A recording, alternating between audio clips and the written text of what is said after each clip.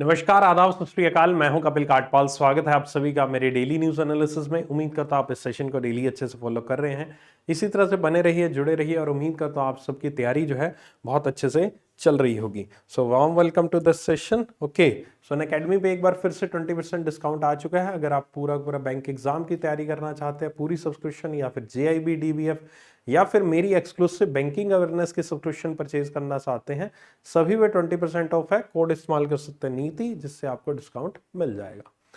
आज है 9 मई 2023, उसकी बात करेंगे। और ये कुछ मेरे बारे में, अगर आप पहली बार जुड़े हैं तो मेरे बारे में पढ़ लीजिएगा। एंड टेलीग्राम चैनल जरूर ज्वाइन कर लेना @K काटपाल, ताकि आपको मेरी क्लासेस की पीडीएफ्स एंड अपडेट्स वहां पर मिल जाएं। जितनी भी पीडीएफ्स हैं या क्लासेस की अपडेट्स हैं, लिंक्स हैं, वो मैं आपको अपने टेलीग्राम चैनल पर दे देता हूं। ठीक है, ओके। चलिए, आज की पहली न्यूज जो आई है वो आई है भारत पे से। भारत पे ने यहां पर आपका रीब्रांड किया है अपना मल्टी ब्रांड लॉयल्टी प्रोग्राम पे बैक इंडिया को एज अ जीलियन। सो भारत पे ग्रुप एक फिनटेक स्टार्टअप है, एक फाइनेंशियल टेक्नोलॉजिकल फर्म है, कंपनी है। इसके द्वारा यहां पर अपनी एक पे बैक प्रोग्राम कंपनी है आपकी, sorry, multi brand loyalty program है पे बैक नाम का। उसका नाम बदलकर जीलियन रख दिया है। उसका नाम बदलकर इन्होंने क्या रखा है? जीलियन उसका नाम यहां पर रख दिया गया है। ठीक है, अब पे बैक आखिर क्या है? पे बैक बेसिकली एक लॉयल्टी प्रोग्राम है। पे बैक इंडिया एक लॉयल्टी प्रोग्राम था जिसका नाम अब जीलियन किया गया है। जिस तरह से आप कोई भी चीज, बहुत बार ऐसी कोई चीज परचेज करते हो या ऑनलाइन शॉपिंग करते हो तो आपको रिवॉर्ड्स पॉइंट मिलते हैं। ठीक है, कई बार कैशबैक मिल जाता है, कई बार पॉइंट्स के रूप में मिलती है चीजें, और लेटर ऑन आप उन पॉइंट्स को रिडीम कर सकते हो फर्दर शॉपिंग में, फर्दर किसी परचेजिंग में। तो वही चीज यहां पर की गई है कि भारत पे का भी ऐसा ही एक लॉयल्टी प्रोग्राम था जिसके तहत रिवॉर्ड पॉइंट्स मिलते थे। उसका नाम यहां पर पे बैक इंडिया था। अब उसी पे बैक इंडिया का नाम बदलकर यहां पर क्या कर दिया गया है? जीलियन कर दिया गया है इसका नाम। बस ये न्यूज में इतना ही है कि उसका नाम बदलकर क्या कर दिया गया है? जीलियन कर दिया गया। अच्छा, आपने एक मिलियन सुना होगा, बिलियन सुना होगा, है ना? उसी तरह से एक जीलियन भी होता है। क्या वाकई में ऐसा कोई शब्द होता है जीलियन? मुझे बताओ, जीलियन कभी सुना है? कभी जीलियन? जैसे आप मिलियन को आप रिप्रेजेंट करते हो, है ना? बिलियन को आप रिप्रेजेंट कर सकते हो। क्या वाकई में जीलियन नाम का कोई शब्द एग्जिस्ट करता है? तो ये जीलियन है। अब उसका नाम किसका? पे बैक इंडिया का। This new brand identity is line with Bharat पे का एक विजन है कि यहां पर जीलियन को एक नया रॉयल्टी और रिवॉर्ड्स प्रोग्राम यहां पर बना सके अक्रॉस इंडिया, सर्वव्यापी। इसका मतलब है सर्वव्यापी बनाया जाए, यानी कि सभी लोग इसका इस्तेमाल करें, सभी लोग इसको यूज करने, और ताकि ये आगे और ज्यादा प्रमोट हो सके। तो ये एक पर्पज है। और एग्जाम पॉइंट से क्वेश्चन बस इतना ही है, भारत पे का पे बैक इंडिया का नाम बदलकर क्या किया गया है? जीलियन किया गया है। या फिर जीलियन हाल ही में कौन सी कंपनी का एक पे बैक प्रोग्राम, लॉयल्टी प्रोग्राम है जिसका नाम बदला गया है? राइट आंसर भारत पे रहेगा। ठीक है, इस तरह का क्वेश्चन यहां पर आ सकता है। ठीक है।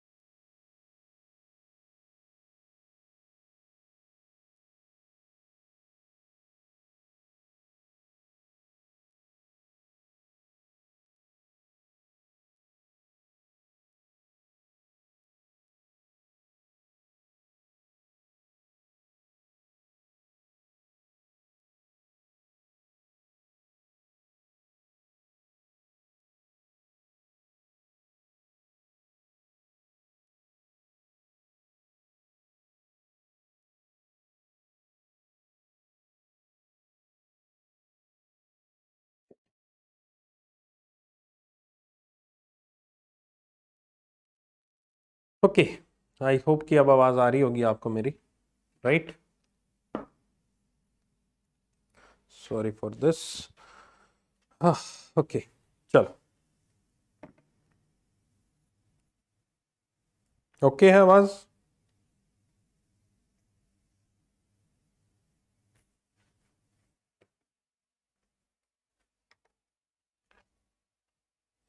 ओके, सो चलो, यही न्यूज़ थी। पिछले न्यूज़ में कुछ और खास मैंने कराया नहीं था, ठीक है? इसी न्यूज़ से कंटिन्यू करते हैं, दोबारा से इस न्यूज़ को मैं करवा देता हूँ, राइट? ओके,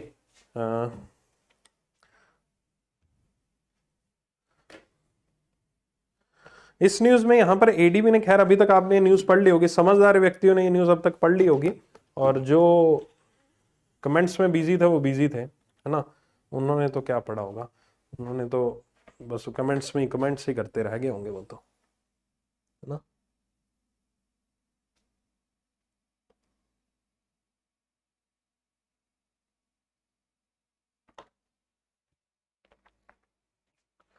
चलो, न्यूज़ वैसे इजी सी थी, कुछ ऐसा कॉम्प्लिकेटेड था नहीं न्यूज़ में। इसमें यह है कि एडीबी ने यहां पर अनाउंस किया है, क्या अनाउंस किया है? Innovative finance facility for climate in Asia and the Pacific.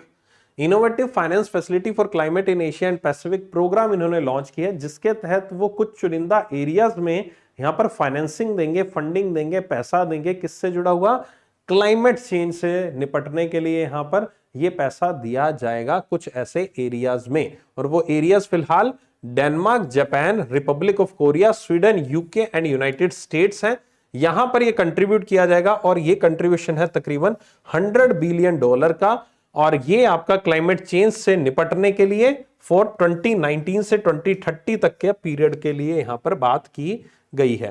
2019 से 2030 के पीरियड की बात की गई है यहां पर आपकी, ठीक है? और ये है आपका $100 बिलियन 19 से 30 तक के बीच में इफ कैप नाम का एक फंडिंग प्रोग्राम यहां पर न्यूज इन्होंने शुरुआत की है। एग्जाम पॉइंट से क्वेश्चन क्या आएगा? पहला question, innovative finance facility for climate in Asia and Pacific, इसका पूरा नाम पूछ सकते हैं। इफ कैप पूछेंगे, इफ कैप क्या है, इफ कैप से आप क्या समझते हैं, इस तरह क्वेश्चन आएगा, उसमें उसका पूरा नाम, फुल फॉर्म पूछ लेंगे। अगला क्वेश्चन पूछेंगे, इफ कैप के बारे में बता देंगे, उसके बाद पूछेंगे किस ऑर्गेनाइजेशन का प्रोग्राम है, तो उसका आंसर एडीबी रहेगा, एशियन डेवलपमेंट बैंक रहेगा। ये क्वेश्चन पूछा जा सकता है। अगला क्वेश्चन, इसमें अभी पार्टनरशिप कौन सी है, कौन सी कंट्रीज इसमें पार्ट ले रही हैं, कौन सी कंट्री इसमें यहां पर कॉपरेट कर रही है, कौन सी रीजन में यहां पर इससे जुड़ी हुई यहां पर चीजें कवर की जा रही हैं, ठीक है? तो वो कंट्रीज हैं कौन सी? 1 डेनमार्क, 2 जापान, 3 कोरिया, 4 स्वीडन, 5वां यूके और 6ठा यूनाइटेड स्टेट्स है। ये आपका इसका तीसरा क्वेश्चन। सारी कंट्रीज के नाम आपको याद रखने पड़ेंगे, ठीक है? ओके, और ये है कितनी अमाउंट दी जा रही है? $100 बिलियन दिया जा रहा है। 19 से 30 के बीच की पीरियड की ये बात की जा रही है। सो एडीबी ने अनाउंस किया IF CAP program to facilitates billions in climate change financing. ADB की बात करें तो मनीला में इसका हेडक्वार्टर है, 68 इसकी मेंबर कंट्रीज हैं, प्रेसिडेंट इसकी असाकावा जी हैं, और ये 1966 में एस्टेब्लिश यहां पर हुआ था, ठीक है? ओके, सो ये है आपका पूरा पूरा एडीबी ने अनाउंस किया IF CAP program to facilitates billions in climate change financing. अगली न्यूज पे चलते हैं। बेल ने साइन किया MoU with the MJ control system. Bharat electronics limited ने एक एमओयू साइन किया है MJ control systems private limited के साथ।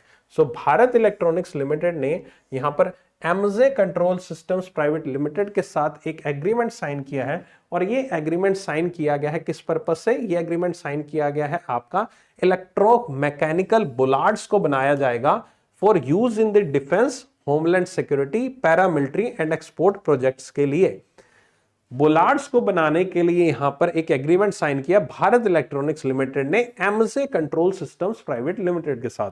अब बुलार्ड्स क्या होता है? बेसिकली बुलार्ड्स क्या होता है? बुलार्ड्स, ये आपने देखा होगा किसी ना किसी जगह पे, 100% मैं श्योर हूं, कहीं पर भी आप बड़ी सिटी में कहीं जाते हैं, मॉल में जाते हैं, कहीं मेट्रो स्टेशन पे, रेलवे स्टेशन पे, ऐसे आपने छोटे छोटे हाइट के, मतलब काफी नीचे होते हैं, छोटे से हाइट के आपने ऐसे पिलर से देखे होंगे। इसका पर्पस क्या होता है? इसका पर्पस होता है या तो ये रोड के किनारे ऐसे फुटपाथ से इधर लगे होंगे ताकि कोई गाड़ी यहां पर चल रही है और गाड़ी अचानक से अगर कहीं पर टेढ़ी होती है, एक्सीडेंट होती है, तो पेडिस्ट्रियन जो पैदल चल रहे व्यक्ति हैं उनको यहां पर नुकसान ना पहुंचे, इसके लिए होते हैं। या फिर किसी भी व्यक्ति विशेष को रोकने के लिए होते हैं कि इनकेस अगर किसी भी तरह का यहां पर किसी को रुकावट रखनी है या इसके आगे आपको गाड़ियां अलाउ नहीं करनी है, तो वो बड़े बड़े बैरिकेड लगाने के बजाय ये यहां पर रोड के आगे लगा दिए जाते हैं, उसके आगे फिर गाड़ी जा नहीं पाती आपकी। इस तरह की चीजें यहां पर बहुत कॉमन है आजकल, बड़ी काफी जगह पर देखने को मिलती है। तो यही बोलार्ड्स, इनको बोलार्ड्स कहते हैं। तो ये बोलार्ड्स जो है अब इस्तेमाल किए जाएंगे किसमें, डिफेंस में, homeland security, paramilitary, basically defence में यहां पर इनका इस्तेमाल किया जाए डिफेंस पर्पज से। और इसके लिए भारत इलेक्ट्रॉनिक्स लिमिटेड ने एमजे कंट्रोल सिस्टम के साथ मिलकर टाई अप किया, जिसके तहत ये मिलकर यहां पर इन बोलार्ड्स का निर्माण करेंगे। बोलार्ड क्या है, sturdy short vertical post which is installed to control road traffic and prevent automatic vehicles from colliding और crashing into pedestrian and the structure. तो उनको भी ऊपर भी कंट्रोल रहता है। ये बेसिकली ऑटोमेटिव होते हैं, इसमें शब्द लिखा है इलेक्ट्रोमैकेनिकल ऑटोमेटिव। ऑटोमेटिव कैसे होते हैं कि ये जो बोलार्ड्स हैं ये जमीन में जहां पर लगे हुए हैं ना, ये रिमोटली यहां पर कंट्रोल किया जा सकता है।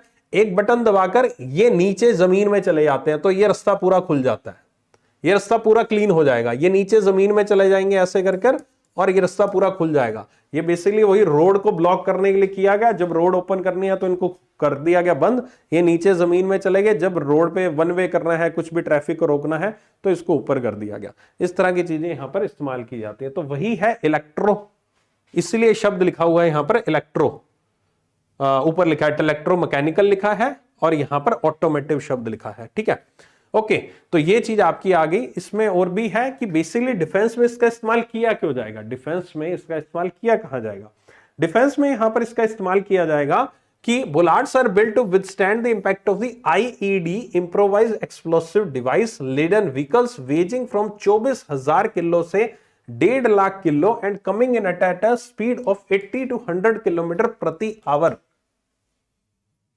एक ऐसा व्हीकल जिसमें तकरीबन 24,000 से लेकर 1.5 लाख किलो का आईईडी है। आईईडी यहां पर जो चीज आपकी एक्सप्लोसिव बम बनाने में इस्तेमाल की जाती है, आईईडी उसमें है। या समझ लो एक तरह देसी भाषा में बात करो, मसाला यहां पर बम कह लीजिए, है ना। बम के अंदर जो मसाला डलता है, मसाला तो नहीं होता, मैं एक देसी भाषा में बता रहा हूं। 24,000 से 1.5 किलो तक का यहां पर वो मसाला है जो जिससे नेस्तनाबूद हो सकती है कोई भी चीज। ऐसा व्हीकल अगर 80 किलोमीटर से 100 किलोमीटर प्रति घंटे की रफ्तार से आ रहा है और उसमें इतना बारूद है, बारूद जिसको कहेंगे अगर है, तो उनको रोकने की ये क्षमता रखता है। इनकेस अगर आ रहा है, अगर रास्ते में बुलार्ड्स है, उनको खोल दो और वहां से टकरा जाएगा और वहीं पर ही ये चीज रुक जाएगी। व्हीकल आगे नहीं आ पाएगा किसी जगह पर जहां उसका टारगेट है, जो भी है। ठीक है, तो ये चीज यहां पर की गई है इस पर्पस से, डिफेंस के पर्पस से। एग्जाम पॉइंट ऑफ से क्वेश्चन यहां पर आपका किसने किसके साथ एमओयू साइन किया, ये पूछा जा सकता है। ठीक है, दूसरा यहां पे पूछा जा सकता है किस पर्पस से किया गया है, किस पर्पस से किया गया है। Defence, homeland security, paramilitary export project, ये पर्पस से किया गया है। ओके, अगला क्वेश्चन आपसे पूछा जा सकता है ये वाला कि क्या चीज इसके तहत की जाएगी, किस पर्पस से, मतलब पर्पस डिफेंस तो है, उसके अंदर क्या चीज की जाएगी, क्या चीज रोकने का प्रयास किया जाएगा। 24,000 से 1.5 किलो का आईईडी और गाड़ी की रफ्तार है 80 से 100 किलोमीटर प्रति घंटे की रफ्तार से यहां पर गाड़ी दौड़ रही है। ठीक है, ओके, चलो ये आपका एक प्रकार से स्पीड डिस्टेंस टाइम का क्वेश्चन नहीं बन गया। 80 किलोमीटर से 100 किलोमीटर प्रति घंटे की रफ्तार से अगर एक गाड़ी जिसमें वजन यहां पर 24,000 किलो का है और वो गाड़ी 100 किलोमीटर प्रति घंटे की रफ्तार से दौड़ती है, ठीक है, और एक गाड़ी जिसमें वजन 1.5 किलो यहां पर रख दिया गया है, 1.5 किलो, 1,50,000 kg उसमें वजन डाल दिया गया, तो गाड़ी की अगर रफ्तार जो है वो 80 किलोमीटर प्रति घंटे होती है, तो मुझे ये बताइए कि अगर गाड़ी के अंदर वजन जो है 1 लाख किलो रख दिया जाए तो गाड़ी की जो स्पीड है वो कितनी होगी। ठीक है, एक क्वेश्चन बताएंगे, राइट। ओके, अगली न्यूज पे चलते हैं। BMC and MGL partners to set up Asia's largest biogas plant in Mumbai. Mumbai Municipal Corporation and महानगर गैस लिमिटेड ने अपना हाथ मिलाया है और इसके तहत उन्होंने एशिया का लार्जेस्ट यहां पर आपका बायोगैस प्लांट मुंबई महाराष्ट्र में बनाने की बात की है। तो एशिया का सबसे largest biogas plant Mumbai Maharashtra में कहां पर बनाया जा रहा है? मुंबई महाराष्ट्र में बनाया जा रहा है। किसके द्वारा बनाया जा रहा है? यह बनाया जा रहा है बीएमसी, वहां की म्युनिसिपल कॉर्पोरेशन, और महानगर गैस लिमिटेड, दोनों मिलकर एशिया का लार्जेस्ट बायोगैस प्लांट कहां बना रहे हैं? मुंबई में बना रहे हैं। मुंबई में बना रहे हैं। कौन बना रहा है? बीएमसी और महानगर गैस लिमिटेड मिलकर यहां पर बना रहे हैं। ठीक है, मिलकर बना रहे हैं।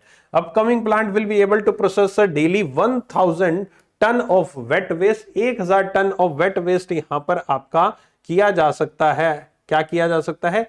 1000 ton of daily wet waste को यहां पर प्रोसेस किया जा सकता है।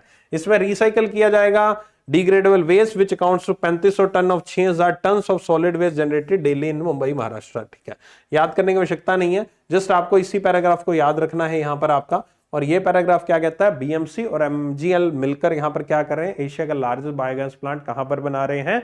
ये बना रहे हैं आपका मुंबई महाराष्ट्र में आपका बना रहे हैं। ओके, मुंबई महाराष्ट्र में आपका बना रहे हैं। Right, okay. सो ये है BMC MGL partners to setup Asia largest biogas plant in Mumbai.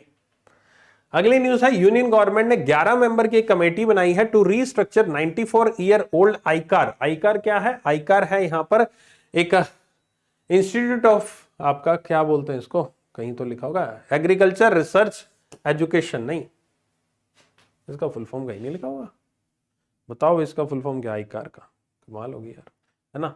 Union government ने 11 मेंबर की एक कमेटी बनाई है। 11 मेंबर की कमेटी बनाई है जिसको चेयरपर्सन कौन रहेंगे? संजय गर्ग रहेंगे। जिसके चेयरपर्सन यहां पर संजय गर्ग रहेंगे। और ये संजय गर्ग यहां पर एडिशनल सेक्रेटरी हैं department of agriculture research and education के।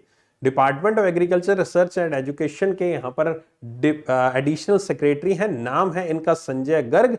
ये बनेंगे उस 11 मेंबर की कमेटी के चेयरपर्सन हेड, जो कि यहां पर 94 ईयर पुराना जो आईकार की बिल्डिंग है उसको यहां पर सही करेंगे, रीस्ट्रक्चर आपका किया जाएगा, जो कि 1929 में एस्टेब्लिश की गई थी अमृतकाल के ऑब्जेक्टिव को ध्यान में रखते हुए। अमृतकाल का ऑब्जेक्टिव, अमृतकाल क्या है? अमृतकाल यहां पर हाल ही में जो हमारे देश का आजादी का महोत्सव ऑब्जर्व किया गया था, उस वक्त यहां पर हमारे देश के प्रधानमंत्री जी ने एक अमृतकाल की घोषणा की थी। कहा था कि 2047 तक जो 75 वर्ष हुए और जो 100 वर्ष हुए, ये जो 25 साल का वक्त है अभी से लेकर 2047 तक का पीरियड, इस पीरियड को उन्होंने अमृतकाल के नाम से घोषणा की थी। अमृतकाल उसको कहा था। और उसी अमृतकाल में बहुत सारे ऑब्जेक्टिव्स इन्होंने दिए थे। और वन ऑफ द ऑब्जेक्टिव उसमें यह था कि यहां पर जो Indian council of agriculture and research है, ठीक है मैंने पढ़ लिया, Indian council of agriculture research जो है, शुक्रिया आप सभी का। उसकी जो बिल्डिंग है जो 94 ईयर पुरानी 1929 में बनाई गई थी उस बिल्डिंग, उसको रीस्ट्रक्चर किया जाएगा इसी अमृतकाल के तहत। ओके, इसी अमृतकाल प्रोग्राम के तहत यहां पर ये 15 अगस्त 2022 होगा। उम्मीद करता हूं ये चीज समझ में आई होगी। इस न्यूज में इंपॉर्टेंट क्या है? इस न्यूज में इंपॉर्टेंट है कि हाल ही में यूनियन गवर्नमेंट ने 11 मेंबर की कमेटी बनाई है जिसको हेड कर रहे हैं संजय गर्ग जी। वो कौन सी बिल्डिंग को रीस्ट्रक्चर करने की बात कर रहे हैं? वो बात कर रहे हैं Indian council of agriculture and research की बिल्डिंग को रीस्ट्रक्चर करने की। और ये बिल्डिंग यहां पर, या फिर इस तरह का क्वेश्चन पूछा जा सकता है कि 94 ईयर ओल्ड आईकार की बिल्डिंग है, इसको यहां पर कितने मेंबर की कमेटी बनाई गई है? 11 मेंबर की कमेटी बनाई गई है। हेड कौन है इसके? संजय गर्ग हैं आपके। और ये भी आपका 94 ईयर और आईकार कब बनाई गई थी? यहां पर 1929 में। ठीक है, ओके, तो ये क्वेश्चन कुछ इसमें से बन सकते हैं। राइट, ओके, चल। सेंटर ने डिसाइड किया to extend the smart cities mission deadline till June 2024। Okay, so यहां पर आपका सेंट्रल गवर्नमेंट ने यहां पर एक स्मार्ट सिटी मिशन को यहां पर शुरुआत की थी जून 25, 2015 में।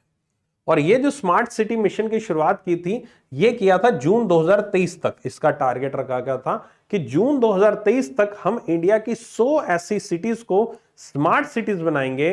उनकी टेक्नोलॉजी अपग्रेडेशन या एक एक चीज वहां पर बिल्कुल बढ़िया से बनाई जाएगी। और ये चीज जो बनाई जाएगी, एक शहर को बड़ा ही साफ सुथरा तो नहीं कहूंगा एग्जैक्टली, बट स्मार्ट बनाया जाएगा, एक अलग लेवल पे उसको दर्जा दिया जाएगा, डेवलपमेंट की जाएगी, चाहे वो लोगों के रहने की क्वालिटी हो या फिर इकोनॉमिक ग्रोथ हो, कुछ भी हो, उस पर फोकस किया जाएगा। और उसी चीज को यहां पर दी एंड करना था जून 2023 में, लेकिन इस जून 2023 की डेडलाइन को उन्होंने एक्सटेंड करके जून 2024 कर दिया है, जून 23 की बजाय। तो अब जून 24 तक स्मार्ट सिटी मिशन आपका कंटिन्यू रहेगा, जिसमें 100 शहरों को यहां पर आपका डेवलप किया जा रहा है। इसमें और भी है, पढ़ते हैं उसको। ये जो मिशन है या ये जो स्कीम है, ये union minister of urban development के तहत इस स्कीम को इंप्लीमेंट किया जा रहा है। इस स्कीम के तहत यहां पर जो 100 सिटीज हैं, उसमें से तकरीबन जो 50 सिटीज हैं, उसमें 75% तक का काम पूरा का पूरा हो चुका है, या फिर जून 2023 तक यहां पर हो जाएगा पूरा पूरा कंप्लीट। इसके लिए गवर्नमेंट ने तकरीबन 38,000 करोड़ रुपए रिलीज किए हैं इन 100 सिटीज में यहां पर खर्च करने के लिए। ओके, तो स्मार्ट सिटी मिशन प्रोग्राम क्या है, अगर ये पूछते हैं तो क्या है प्रोग्राम? जून 2015 में शुरुआत हुई थी, पहला क्वेश्चन। दूसरा क्वेश्चन, कौन सी मिनिस्ट्री इसमें इन्वॉल्व है? मिनिस्ट्री ऑफ अर्बन डेवलपमेंट आपकी इसमें इन्वॉल्व है। अगला question, ministry of housing and urban development जो है आपकी, वो इन्वॉल्व है। अगला क्वेश्चन यहां पर कि टारगेट क्या रखा गया? टारगेट रखा गया था जून 2023 तक ये कंप्लीट हो जाएगा, लेकिन अब इसको एक्सटेंड कहां किया गया है? जून 2024 तक इसको एक्सटेंड कर दिया गया है। कितनी सिटीज इसमें इन्वॉल्व है? 100 सिटीज इन्वॉल्व है। इनमें से कितनी सिटीज तैयार हो चुकी हैं? 50 सिटीज जो हैं वो ऑलमोस्ट रेडी हो चुकी हैं। और कितना इस पे खर्चा किया गया है? तकरीबन 38,000 करोड़ रुपीस का खर्चा किया गया है इस पे। That is being done by the Ministry of Housing and Urban Development, Housing and Urban Affairs, 38,000 crore, 100 cities, and the mission is extended to the जून 2024। ठीक है, तो एग्जाम पॉइंट से ये कुछ क्वेश्चन बनेंगे।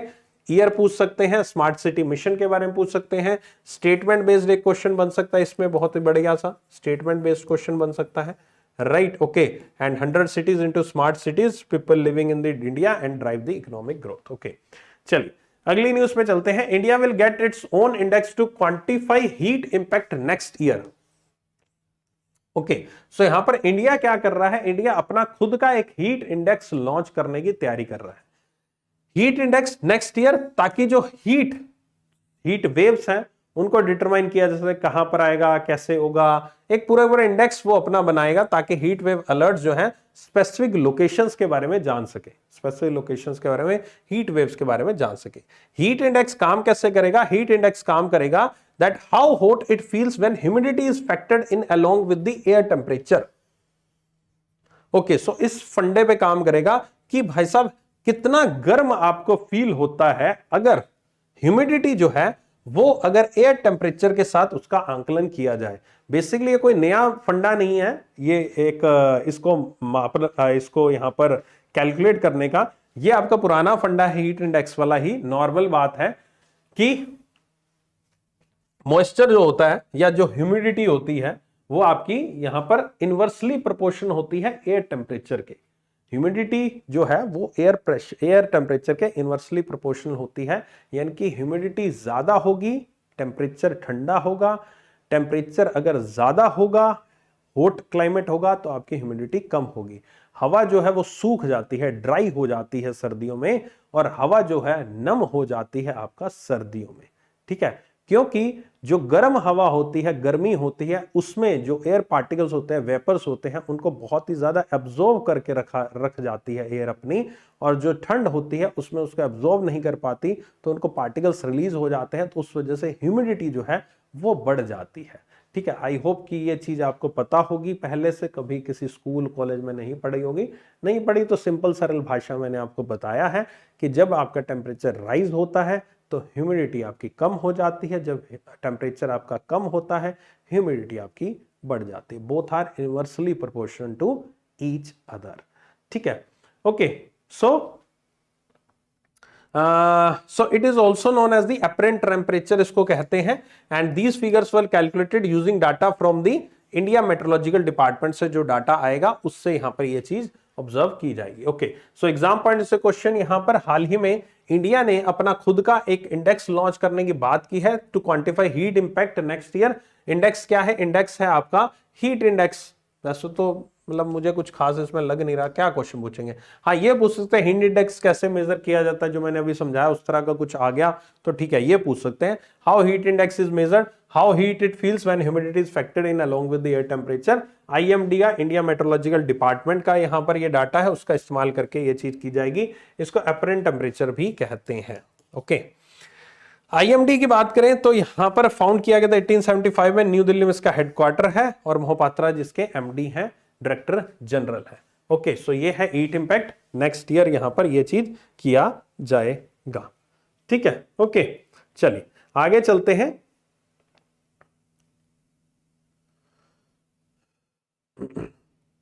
नहीं, अनअकैडमी प्लस पे क्लास नहीं होती। ओके,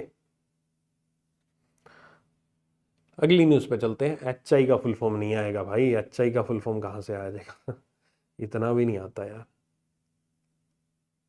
सर कुछ साइट पे अमाउंट 48,000 है, कुछ साइट पर अमाउंट 48,000 है, देख लेते हैं भाई।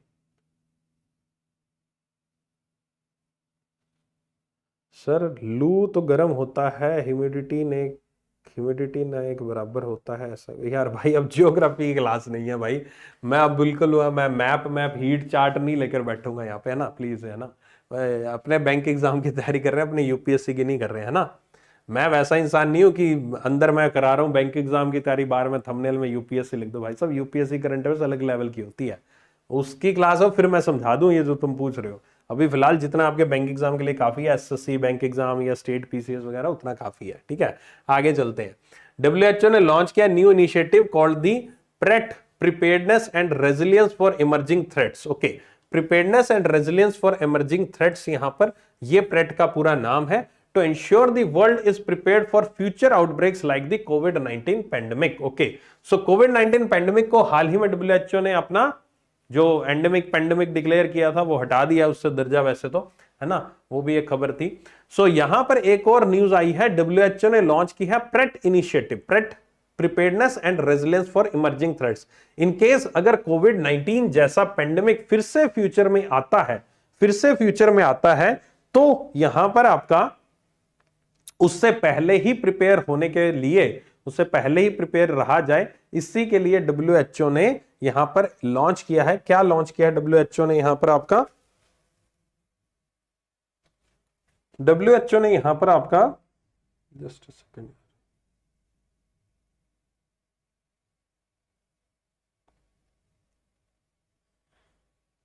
आरबीआई का नोटिफिकेशन आ गया क्या?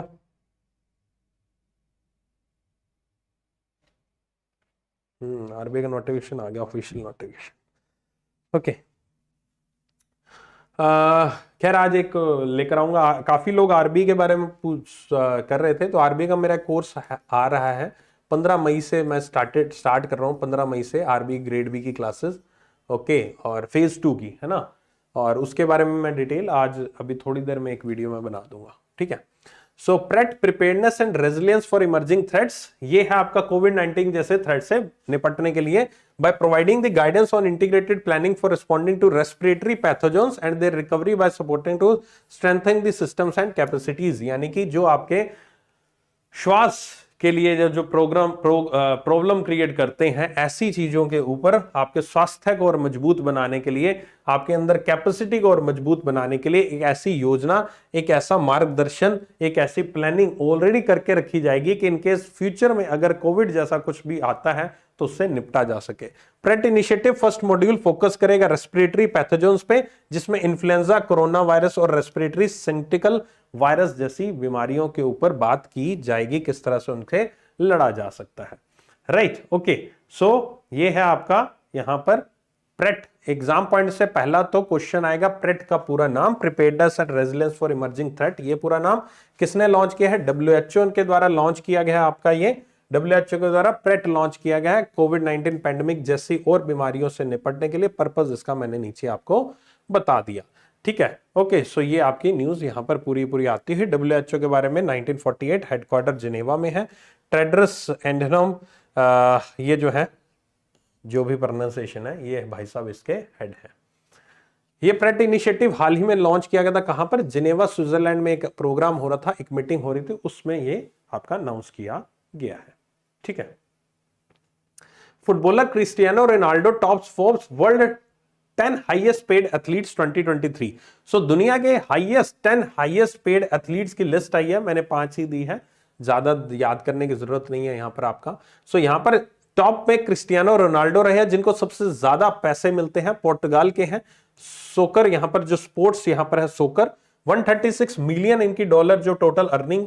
Lionel Messi Argentina 130 million, Kylian Mbappe France 120 million, LeBron James United States basketball 119 million, Canelo Alvarez boxing 110 million. यहां पर ये पूरा चार्ट को अच्छे से याद रखना है, इसमें कोई भी एक भी बॉक्स को आपको ऐसा नहीं है छोड़ना है कि सर मैं नेशनैलिटी छोड़ दूं, नहीं। सर क्या मैं स्पोर्ट्स छोड़ दूं, नहीं। क्या सर मैं अमाउंट छोड़ दूं, नहीं।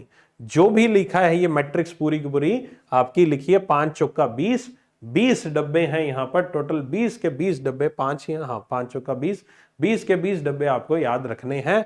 ओके, आ सकता है एग्जाम में क्वेश्चन, आएगा ही आएगा, इस बॉक्स में से क्वेश्चन आएगा ही आएगा, ठीक है। ओके, सो यहां पर आपका दुनिया के ये पोर्टुगल, ये मैंने बात कर ही लिया, हाल ही में उन्होंने सऊदी अरेबिया का अल नसर को यहां पर ज्वाइन किया जनवरी 2023 में, और कोई भरोसा नहीं भाई साहब। लियोनेल मेसी भी पिछले दिनों में सऊदी में देखे गए हैं। ओके, इन पे फाइन भी लगाया गया था, सऊदी में बिना परमिशन के चले गए थे, मतलब कि अपने क्लब से नहीं पूछा था। लेट्स सी क्या होता है। सो ये चीज आपकी, इसकी बाइफर्केशन लिखी है कि 46 मिलियन तो उन्होंने ऑन फील्ड कमाए, यानी कि जो फुटबॉल खेलते हुए फीस से, मैच फीस वगैरह क्लब वालों ने उनको फीस दी उससे कमाया, और 90 मिलियन उन्होंने ऑफ फील्ड कमाया, कोई ब्रांड्स के एम्बेसडर बने या फिर कोई एडवर्टीजमेंट किया, कुछ भी, ठीक है। ओके, तो ये है आपका वर्ल्ड 10 हाईएस्ट पेड एथलीट्स में टॉप 5 का नाम याद रख लेना, राइट। चलो आगे चलते हैं हम। 3 Indian students teams won NASA HERC 2023 competition. तो यहां पर आपका 3 अभी हाल ही में नासा HERC 2023 कंपटीशन हुआ, NASA human exploration rover challenge, ये पूरा नाम है। ये आपका चैलेंज हुआ है, कंपटीशन हुआ है, जो कि हाल ही में यूएसए के अल्बामा में हुआ। यूएसए के अल्बामा में ये इवेंट हुआ। इसमें इंडिया की 3 छात्र टीमों ने यहां पर पार्टिसिपेट किया था, मतलब पार्टिसिपेट ज्यादा नहीं हो सकता किया, लेकिन 3 ने जीता है। हम जीतने वाले की बात कर रहे हैं। तो director of NASA space time energy and mass engagement south east Asia region जो है केविन मैकगो ने इनको यहां पर अवार्ड्स दिए। सो केविन मैकगे का नाम भी याद रख लेना, कौन है केविन मैकगे। एंड 3 स्टूडेंट्स कौन कौन से हैं अब, ये है पहला project review award, college university division में Birla institute of technology Pilani, BITS Pilani नाम काफी फेमस है, बिट्स पिलानी ने ये अवार्ड जीता। सोशल मीडिया अवार्ड में हाई स्कूल डिवीजन कैटेगरी में young tinker education foundation Bhubaneswar Odisha ने जीता। कॉलेज यूनिवर्सिटी डिवीजन में सोशल मीडिया अवार्ड में KIET group of institute Ghaziabad Uttar Pradesh ने यहां पर ये आपका जीता है। तो ये तीनों के तीनों इंस्टीट्यूट्स के नाम लिखे हैं। बिट्स पिलानी ने जीता है यहां पर प्रोजेक्ट रिव्यू अवार्ड कैटेगरी में, यहां पर आपका बिरला ने। सोशल मीडिया अवार्ड में यहां पर हाई स्कूल डिवीजन कैटेगरी में यंग टिंकर एजुकेशन फाउंडेशन ने भुवनेश्वर ओडिशा से, और कॉलेज यूनिवर्सिटी डिवीजन में KIET group of institute Ghaziabad Uttar Pradesh ने यहां पर लिखा हुआ है। ये आपको याद रखना है। ये तीनों के तीनों नाम, बिट्स पिलानी, यंग टिंकर, कीट ग्रुप, तीनों के तीनों, bits Rajasthan, young tinker Odisha, और तीसरा कीट ग्रुप जो है वो उत्तर प्रदेश गाजियाबाद में है, राइट। ओके, सो ये चीज आपकी है पूरी news. Winners of NASA HERC 2023 from India, right. Okay, तो ये अल्बामा यूएसए में ये इवेंट हुआ, ये HERC अवार्ड्स इनको दिए गए हैं। अगली news, Russian poet Maria Stepanova receive 2023 Leipzig book award for European understanding. Okay, so यहां पर ये है मारिया स्टेपनोवा, मारिया स्टेपनोवा इनका नाम है। एक ऑथर है रशिया से, अब रह रही हैं जर्मनी में। बेसिकली इनको अवार्ड दिया गया है, क्या अवार्ड, लेप्जिंग बुक अवार्ड दिया गया है यूरोपियन अंडरस्टैंडिंग 2023। उनके द्वारा एक पोइट्री लिखी गई थी, मैडचन ऑन क्लेडर, girls without clothes. Okay, so इस टाइटल के साथ इन्होंने एक कुछ पोइट्री की कुछ एक किताब लिखी थी। इसी किताब के लिए उनको लेप्जिंग बुक अवार्ड से सम्मानित किया गया है, और ये अवार्ड जो है 1994 से लगातार दिया जा रहा है, and is one of the most important prize जो है जर्मनी का माना जाता है। इसमें 20,000 यूरो प्राइज मनी के रूप में उनको दिया जाता है। ये आपका अवार्ड दिया जाएगा, ठीक है। So Russian poet Maria Stepanova receive 2023 Leipzig book award European understanding. Exam point से मारिया स्टेपनोवा का नाम याद रख लेना, ठीक है। अवार्ड का नाम क्या है और उनकी पोएट्री का नाम क्या है, ये इंपॉर्टेंट है, मेडिसिन ऑन क्लेदर गर्ल्स विदाउट क्लोथ। और अवार्ड का नाम क्या है, लेप्जिंग बुक अवार्ड। किसके द्वारा दिया जाता है, आपका जर्मनी के द्वारा दिया जाता है। 20,000 यूरोज दिए जाते हैं। 1994 से यहां पर ये दिया जा रहा है जर्मनी में ये प्राइज, ठीक है। ओके, सो ये है आपका Russian poet Maria Stepanova, right. चलो अगली न्यूज पे चलते हैं। South Asian American author Fatima Asghar ने जीता inaugural Carol Shields prize for fiction. Okay, so ये प्राइज एक और आया, फातिमा असगर इनका नाम है, क्या नाम है, फातिमा असगर। इन्होंने जीता है आपका Carol Shields prize for fiction उनके नोवेल के लिए, when we were sisters. Okay, when we were sisters ये एक नोवेल है, फातिमा असगर के द्वारा ये दिया गया है, फातिमा असगर को दिया गया है, उनके द्वारा जीता गया है Carol Shield prize for fiction. When we were sisters नाम है उस नोवेल का, उसके लिए। इसके अलावा यहां पर उनको 1.5 लाख $US भी मिले हैं। और ये award Fatima Asghar will receive a residency at the award winning Fogo Island in Newfoundland and the Labrador Canada. Canada में ये इवेंट होगा इस जगह पर, वहां पर इनको ये प्राइज मिलेगा। फिलहाल जो याद करना है वो इतना ही याद कर लो बस कि फातिमा असगर को ये प्राइज मिला है व्हेन वी वर सिस्टर नाम के उनके नोवेल के लिए, और कितना मिला है, 1.5 लाख $US का ये प्राइज दिया गया है, ठीक है।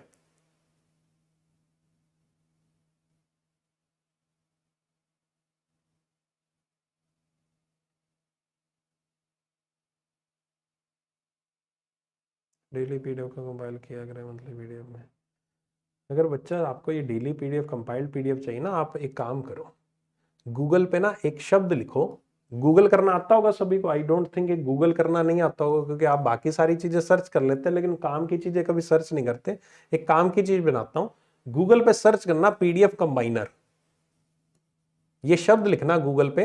आई थिंक टाइपिंग भी अच्छी होगी आप लोगों की, है ना। पीडीएफ कंबाइनर जब शब्द लिखोगे ना, बहुत सारे लिंक्स मिलेंगे, उस लिंक को ओपन करना, वहां पर ऑप्शन आएगा अपलोड फाइल का। वहां पर मेरी मंथ की डे वाइज जो फाइल्स है ना, उन सबको अपलोड कर देना, अपलोड करके सबमिट कर देना। सिंगल एक फाइल सारी की सारी फाइल्स की बनकर आ जाएगी, उसको पढ़ लेना, मंथली कंपाइलेशन हो गया। अगर इसी फाइल की मंथली कंपाइलेशन चाहिए तो इस तरह से बन जाएगी। अगर मैगजीन फॉर्म में मंथली कंपाइलेशन चाहिए, जो मैं A4 साइज में एवरी मंथ देता हूं, उसके लिए थोड़ा सा वेट कर लो। इस बार आपकी जो मंथली कंपाइलेशन बन रही है वो ऐसी बन रही है, आप देखकर हैरान हो जाओगे। संयम से काम बरतो, कोई नई चीज आती है तो टाइम लेती है, टिके रहो। अगर सेम टू सेम चाहिए तो गूगल पे टाइप करो, टाइपिंग में P for parrot, D for dog, F for fish, combiner COMBINER लिखोगे, बहुत सारी वेबसाइट्स आपको ये सुविधा उपलब्ध करा देंगी, ठीक है। स्टैटिक जीए, स्टैटिक जीए, स्टैटिक जी के जीए तो है, और क्या है ये जो दे रहा हूं, ये स्टैटिक जीए तो है, ये सारी सारी, ठीक है। आगे चलते हैं, दोहा डायमंड लीग से न्यूज आती हुई। तो एक बार फिर से नीरज चोपड़ा जी ने यहां पर हमारे देश का नाम रोशन किया, और उन्होंने यहां पर आपका क्या किया है, उन्होंने यहां पर आपका एक और जैवलिन थ्रो, यहां पर जो उनका स्पोर्ट्स है उसमें उन्होंने गोल्ड मेडल जीता, उसमें उन्होंने गोल्ड मेडल जीता।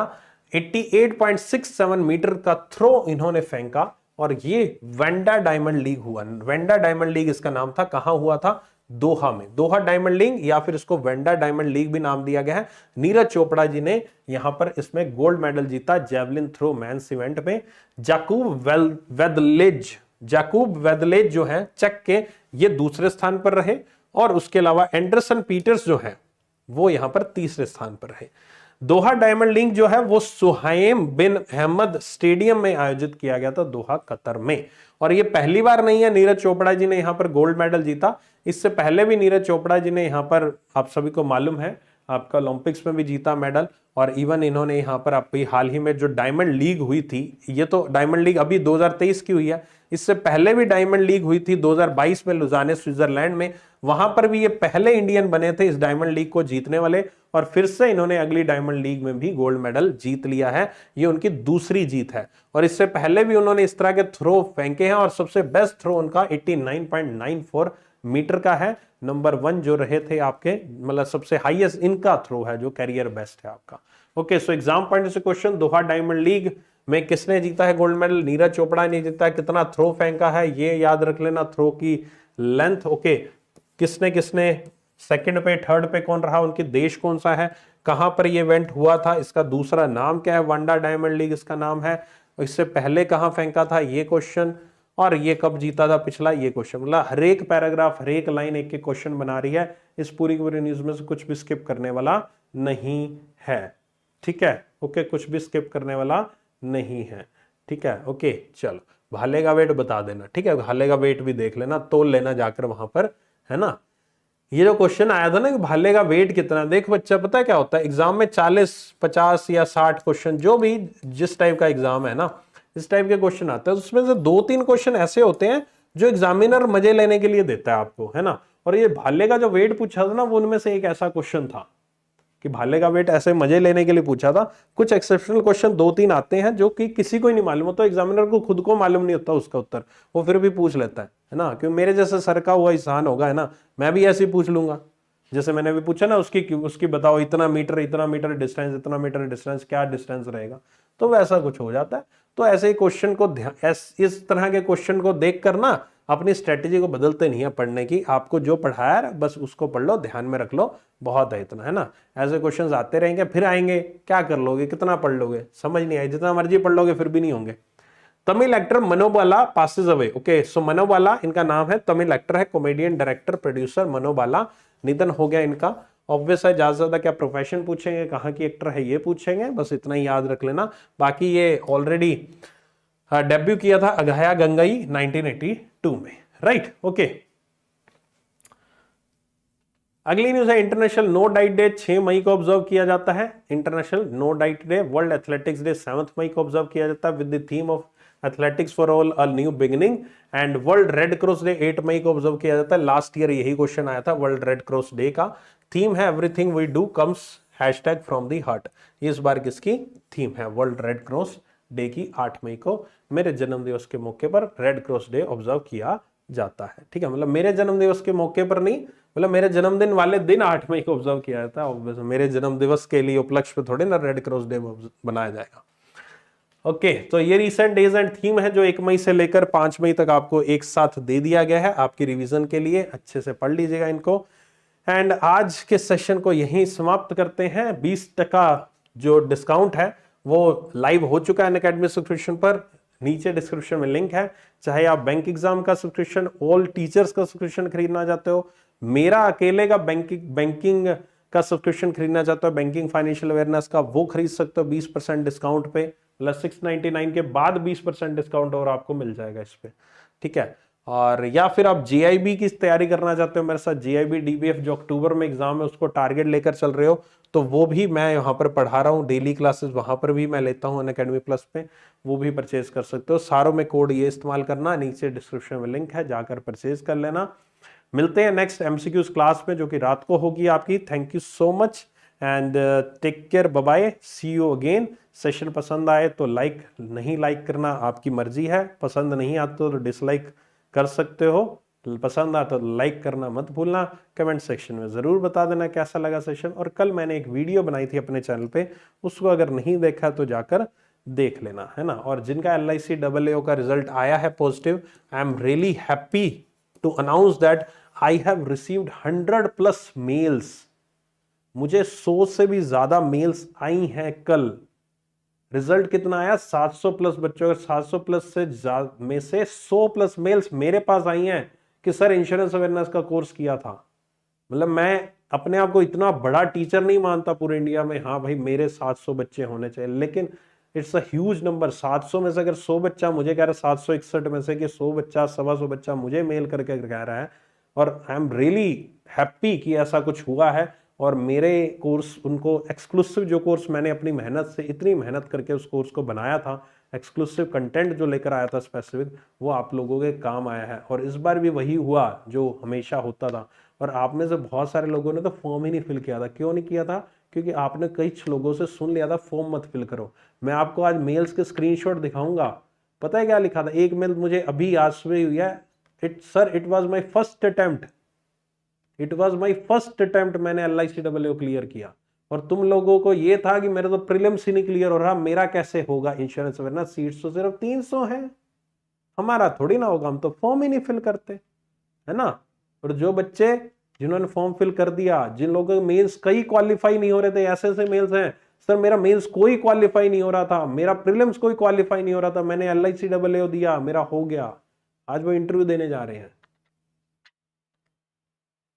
ओके, सो उनको जिन्होंने मेल किया है, मैंने मेल मंगवाए थे, उनको रिस्पॉन्स मिल जाएगा आज शाम तक, शाम लेट इवनिंग तक मिल जाएगा कि इंटरव्यू के बारे में कि मैं क्या शुरू करने वाला हूँ, कैसे शुरू करूंगा, कैसे उनको बताऊंगा, सब चीजें आपको मेल के थ्रू रिप्लाई हो जाएंगी। ठीक है, okay, thank you so much, take care, bye bye, and मुलाकात करते हैं अब अगले सेशन में। कल मिलेंगे हम, है ना, मतलब पहले MCQs में मिलेंगे, फिर कल भी मिलेंगे। ठीक है, चलो बाय बाय।